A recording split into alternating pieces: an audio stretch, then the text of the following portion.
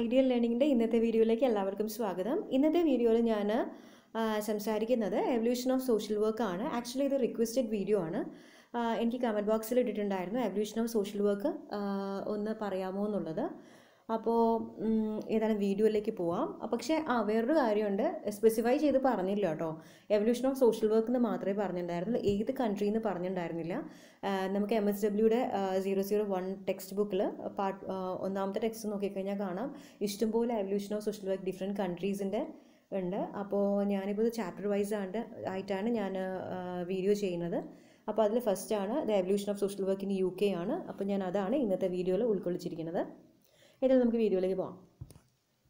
The evolution of social വർക്കിന് ഒരു essay വന്നു കഴിഞ്ഞാൽ നിങ്ങൾക്ക് ഇൻട്രൊഡക്ഷൻ ആയിട്ട് എഴുതാൻ പറ്റുന്ന ഒരു കാര്യമാണ് ഞാനിവിടെ മെൻഷൻ ചെയ്തിരിക്കുന്നത്. അതിൽ ഇൻട്രൊഡക്ഷൻ എന്ന് പറഞ്ഞിരിക്കുന്നത് a historical perspectives give insight into the attitudes about the persons receiving social work services, evolution of different social work methods and the nature of the training and education that emerge for those volunteering to provide help in a more systematic way. Okay, നെക്സ്റ്റിലേക്ക് പോവാം. That is social work in UK. Okay, ഇതിൽ പറഞ്ഞിരിക്കണേന്ന് വെച്ച് കഴിഞ്ഞാൽ എനിക്ക് തോന്നുന്നു ഞാനിത് full വായിക്കണോ എന്ന് എനിക്ക് കൺഫ്യൂഷനാണ്. ലൈക്ക് അതർവൈസ് ഞാൻ ഓരോ ഹെഡിങ് വെച്ചിട്ട് എക്സ്പ്ലെയിൻ ചെയ്താൽ മതിയോ? എന്തായാലും ഞാൻ ഈ ഒരു ഇതിൻ്റെ അകത്ത് വീഡിയോയിൽ ഞാനിങ്ങനെ വായിച്ചിട്ട് പിന്നെ പോയിന്റ് ചെയ്ത് പറഞ്ഞു തരാം. അപ്പം നിങ്ങൾ ഇത് കണ്ടു കഴിഞ്ഞാൽ കമൻറ്റ് ബോക്സിൽ പറയുക, ലൈക്ക് എങ്ങനെ നിങ്ങൾക്ക് വേണം എന്നുള്ളത് നിങ്ങൾ കമൻറ്റ് ബോക്സിൽ ഇട്ട് കഴിഞ്ഞാൽ ഞാൻ ആ രീതിയിൽ ഞാൻ വീഡിയോ ചെയ്യാവുന്നതാണ്. Okay, social work in UK പറഞ്ഞിരിക്കുകയാണ്. In primitive society, sometimes referred as a flock society, children deprived of the parental support were taken into the homes of relatives or adopted by the childless couples. Food resources were shared among the relatives and neighbors. In course of time, when feudal system gave way to the wage economy, legislation was enacted to compel the poor to work, and whipping, imprisonment and even death punished begging. അപ്പോൾ ഇതിൽ പറഞ്ഞിരിക്കണമെന്ന് വെച്ച് കഴിഞ്ഞാൽ ഏർലിയൽ സൊസൈറ്റിയിൽ എങ്ങനെയാണ് ഉണ്ടായിരുന്നതെന്ന് വെച്ച് കഴിഞ്ഞാൽ അനാഥമായിട്ടുള്ള, that is the parental support ഇല്ലാത്ത കുട്ടികളൊക്കെ റിലേറ്റീവ്സിൻ്റെ വീടുകളിലേക്കും അല്ലെങ്കിൽ ചൈൽഡ്ലെസ് ആയിട്ടുള്ള കപ്പിൾസിന് അഡോപ്ഷനും വേണ്ടി വിട്ടുകൊടുത്തിട്ടുണ്ടായിരുന്നു. റിസോഴ്സസ് ഇല്ലാത്തവർക്ക്, അത് ഫുഡ് റിസോഴ്സസ് ഇല്ലാത്തവർക്ക് ഷെയർഡ് എമംഗ് റിലേറ്റീവ്സ് ആൻഡ് നെയ്ബേഴ്സസ് ആയിരുന്നു. പക്ഷേ ഫ്യൂഡൽ സിസ്റ്റം വന്നതോട് കൂടിയിട്ട് ഒരു വേജ് എക്കോണമി എന്ന് പറഞ്ഞിരിക്കുന്ന ഒരു കൺസെപ്റ്റ് വരികയും അത് കമ്പൽ ചെയ്തു ദ പുവർ ടു വർക്ക് എന്നുള്ളത്. അങ്ങനെ വർക്ക് ചെയ്യാത്തവരെ ഇംപ്രീസ്മെൻറ്റ് ചെയ്തു എന്നുള്ളതാണ് പറയുന്നത് ഏത് സോഷ്യൽ വർക്കിന് UKയിലെ ഇൻട്രൊഡക്ഷൻ പറയുന്നത്.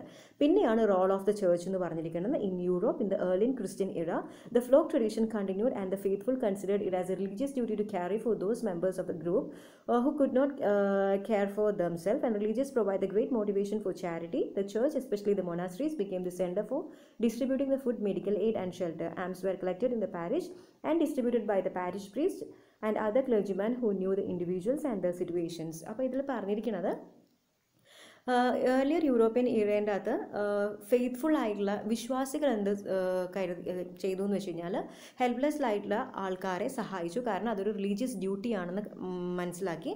പിന്നെ religious provide great motivation four charity കൊടുത്തിട്ടുണ്ടായിരുന്നു. പിന്നെ അതുപോലെ തന്നെ മൊനാസ്ട്രീസ് എന്ത് ചെയ്തു, പിന്നെ ഒരു സെൻറ്ററായിട്ട് മാറി ഫുഡും മെഡിക്കൽ എയ്ഡ്സും അതുപോലെ തന്നെ ഷെൽട്ടറും പ്രൊവൈഡ് ചെയ്യാനുള്ളത്. അതിൻ്റെ അകത്ത് മണി കളക്ട് ചെയ്തു. അതിൻ്റെ അകത്ത് പാരിഷ് പ്രീസ്റ്റ് എന്ത് ചെയ്തു എന്ന് വെച്ചാൽ ഇൻഡിവിജ്വൽസിനും അതുപോലെ തന്നെ ഈ ഹെൽപ്ലെസ് ആയിട്ടുള്ള പുവറിനും ഡിസ്ട്രിബ്യൂട്ട് ചെയ്തു എന്നാണ് പറയുന്നത്.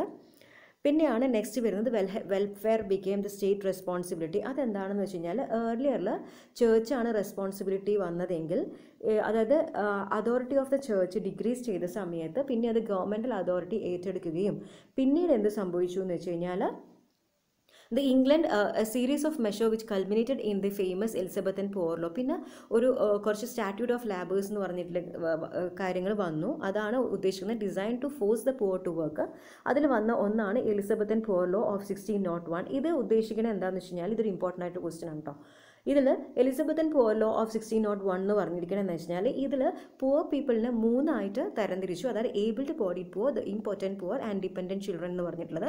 അതിൽ ഏബിൾഡ് ബോഡി എന്ന് പറഞ്ഞിരിക്കുന്നത് എന്താണെന്ന് വെച്ച് കഴിഞ്ഞാൽ ഫിസിക്കലി ഫിറ്റ് ആയിട്ടുള്ളവർ നിർബന്ധമായിട്ട് വർക്ക് ചെയ്യണം, എല്ലാവർക്ക് പണിഷ്മെൻറ്റ് കൊടുത്തു. ഇമ്പോർട്ടൻറ്റ് പുവർ എന്ന് പറഞ്ഞിരിക്കുന്നത് എന്താണെന്ന് വെച്ച് കഴിഞ്ഞാൽ പീപ്പിൾ അൺഎബിൾ ടു വർക്ക്, അതായത് അതിൽ കാറ്റഗറൈസ് ചെയ്തിട്ടുണ്ട് ദ സിക്ക്, the old, the blind, the def and mute, അങ്ങനെ പറഞ്ഞിരിക്കുന്ന കുറച്ച് കാറ്റഗറി ആയിട്ടുള്ളത്. പിന്നെ ഡിപ്പെൻഡൻറ്റ് ചിൽഡ്രൻ എന്ന് പറഞ്ഞിരിക്കുന്നത് ഓഫൻ ആൻഡ് ദെൻ ഡെസേർട്ടഡ് ചിൽഡ്രൻസസ് ആണ്. അതിൽ 8 ഇയേഴ്സിന് മുകളിലുള്ള കുട്ടികൾ അപ്രൻറ്റീസായിട്ട് വർക്ക് ചെയ്തു ടൗൺസ്മാൻ്റെ കൂടെ എന്നാണ് പറഞ്ഞിരിക്കുന്നത്. സോ ഇത് ഏറ്റവും സിംപ്ലിഫൈ ആയിട്ട് ഞാൻ പറഞ്ഞതാണ് കേട്ടോ. ഇതിലും എനിക്ക് സിമ്പിളായിട്ട് പറയാൻ എനിക്ക് അറിയത്തില്ല. അപ്പോൾ ഇതെന്താ ചെയ്യേണ്ടതെന്ന് വെച്ചാൽ നിങ്ങൾ സ്ക്രീൻഷോട്ട് എടുക്കുക, നിങ്ങൾ വായിച്ചു നോക്കുക, അതിനുശേഷം ടെക്സ്റ്റ് വെച്ചിട്ടൊന്ന് വായിച്ചു നോക്കുക കേട്ടോ. പിന്നെ next influence of Elizabethan poor law. എന്തുകൊണ്ടാണ് ഇത്രയും ഇൻഫ്ലുവൻസ് ഈ പുവർ ലോന് എലിസബത്തൻ പുവർ ലോ ഇത്രയും ഇൻഫ്ലുവൻസ് ആയെന്ന് വെച്ചാൽ അതിന് പറഞ്ഞിരിക്കുന്ന 3-4 കാര്യങ്ങളാണ്. ഇത് നിങ്ങൾ സ്ക്രീൻഷോട്ട് എടുത്തിട്ട് വായിച്ച് നോക്കാം. ഞാൻ എൻ്റെ പോയിൻ്റായിട്ട് ഞാൻ പറഞ്ഞുതരാം. ഒന്നത് യൂണിവേഴ്സലി അഡോപ്റ്റഡ് ആയി, സീരിയസ്ലി ക്വസ്റ്റ്യൻ ചെയ്തിട്ടുണ്ടായിരുന്നില്ല. സെക്കൻഡ് എന്താണെന്ന് വെച്ച് കഴിഞ്ഞാൽ ഫിസിക്കലി ഫിറ്റ് ആയിട്ടുള്ളവരെ എന്തായാലും അവർ വർക്ക് ചെയ്യണം എന്നുള്ള കണ്ടീഷൻ വന്നു. പിന്നെ അതുപോലെ തന്നെ എന്താണെന്ന് വെച്ച് കഴിഞ്ഞാൽ 3 കാറ്റഗറൈസ് ചെയ്തിട്ട് പുവറിനെ തരംതിരിച്ചത് കൊണ്ട് തന്നെ unfortunate people have A great claim on the community than the other type. Most helpless ആയിട്ടുള്ള ആൾക്കാർക്ക് അവരുടേതായിട്ടുള്ള ഒരു എന്താ പറയുക രീതിയിലുള്ള സഹായം കിട്ടി എന്നാണ് പറഞ്ഞിരിക്കുന്നത്. പിന്നെ അതുപോലെ തന്നെ ഒരു ചിൽഡ്രൻസും ഗ്രാൻഡ് ചിൽഡ്രൻസും അതുപോലെ തന്നെ പാരൻറ്റും and grandparents were designated as legally liable relatives ആയിട്ട് മാറി. ഇതാണ് പറഞ്ഞിരിക്കുന്നത്. അതുകൊണ്ടാണ് Elizabethan poor law was not worthy and progressive where it was enacted and it has serve as a basis for both the English and American public welfare എന്നാണ് പറഞ്ഞിരിക്കുന്നത്. So next നോക്കാം. The poor law revision. ഇത് പറഞ്ഞിരിക്കണമെന്ന് വെച്ച് കഴിഞ്ഞാൽ parliamentary commission like 1834 ആണെന്ന് തോന്നുന്നു. 1834 parliamentary commission presented report which claim to revise the Elizabethan and post Elizabethan poor law എന്നാണ് പറഞ്ഞിരിക്കുന്നത്. അതിൽ പറഞ്ഞിരിക്കുന്ന 3 പോയിൻ്റാണ്. Doctrine of least eligibility, re-establishment of workhouse test. അത് നെക്സ്റ്റ് സ്ലൈഡിലേക്ക് പോയി.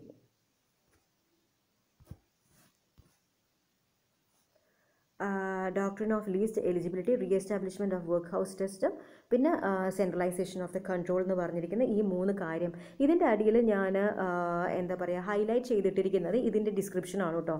ഈ 3 കാര്യത്തിൻ്റെ അതൊന്ന് വായിച്ചു നോക്കുക.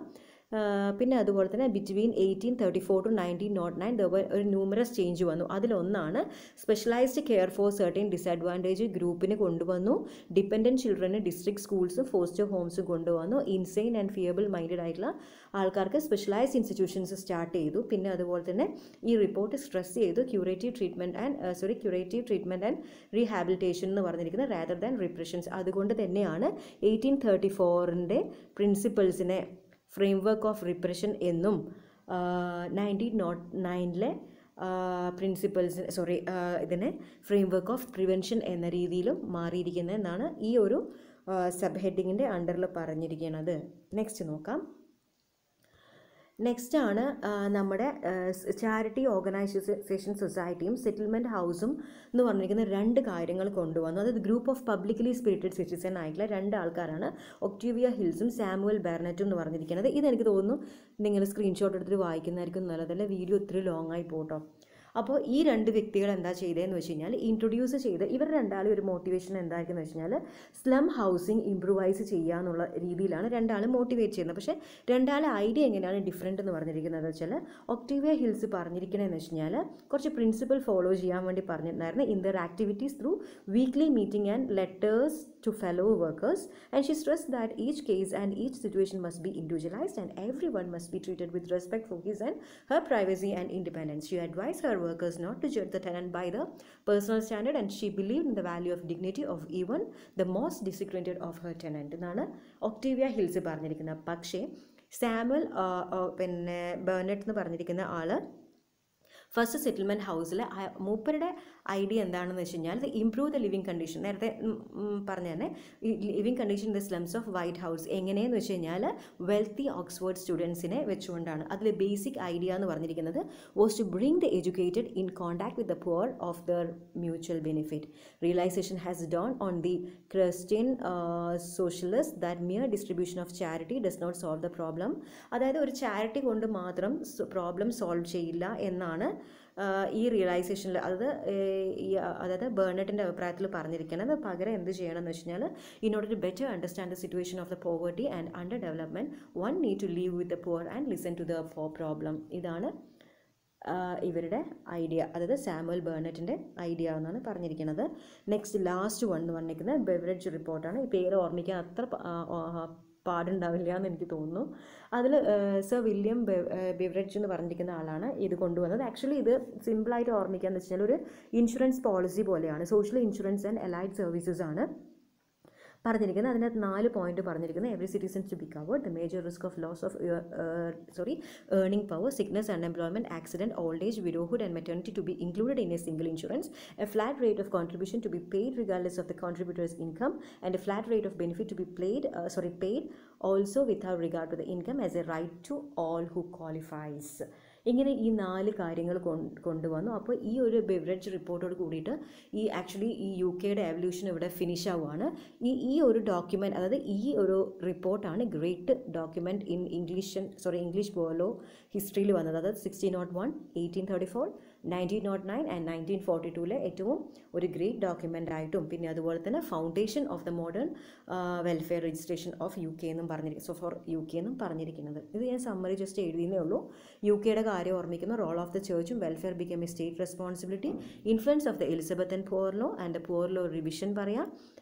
പിന്നെ അതുപോലെ തന്നെ beginning of the COS movement and settlement house മൂവ്മെൻറ്റും പറയാം. ബെവറേജ് റിപ്പോർട്ട്, ഇത്രയും വളരെ സിമ്പിളായിട്ടാണ് ഞാൻ ഈ ഒരു എവല്യൂഷൻ ഓഫ് UK ഞാൻ ഉൾക്കൊള്ളിച്ചിരിക്കുന്നത്. സോ ഇതോട് കൂടിയിട്ട് ഇന്നത്തെ വീഡിയോ ഇവിടെ ഫിനിഷ് ആവാണ്. വീഡിയോ ഇൻഫോർമേറ്റീവ് ആണ് എന്ന് തോന്നിയിട്ടുണ്ടെങ്കിൽ എന്തായാലും ലൈക്ക് ചെയ്യണം, ഷെയർ ചെയ്യണം, അതുപോലെ തന്നെ സബ്സ്ക്രൈബും ചെയ്യണം. അതുപോലെ തന്നെ MSW BSW പഠിക്കുന്ന കുട്ടികൾക്ക് ഷെയർ ചെയ്ത് കൊടുക്കണം. ഒരുപാട് എനിക്ക് തോന്നുന്നു എന്തായാലും അവർക്ക് യൂസ്ഫുൾ ആകാതിരിക്കില്ല എന്നാണ് എൻ്റെ ഒരു വിശ്വാസം. പിന്നെ അതുപോലെ തന്നെ എന്തെങ്കിലും സജഷൻസ്, എന്തെങ്കിലും കമൻറ്റ്, ക്രിറ്റിസിസം എന്തെങ്കിലും ഉണ്ടെങ്കിലും പിന്നെ നിങ്ങൾക്ക് കമൻറ്റ് ബോക്സിൽ ഇടാവുന്നതാണ്. പിന്നെ ഏതെങ്കിലും ഒരു ടോപ്പിക്സ് നിങ്ങൾക്ക് അറിയണമെന്നുണ്ടെങ്കിൽ അതും കൂടി കമൻറ്റ് ബോക്സിൽ ഇൻക്ലൂഡ് ചെയ്യാവുന്നതാണ്. അപ്പോൾ വീണ്ടും നല്ലൊരു വീഡിയോ ആയിട്ട് അടുത്ത ദിവസം കാണാം. അതുവരേക്കും ബൈ.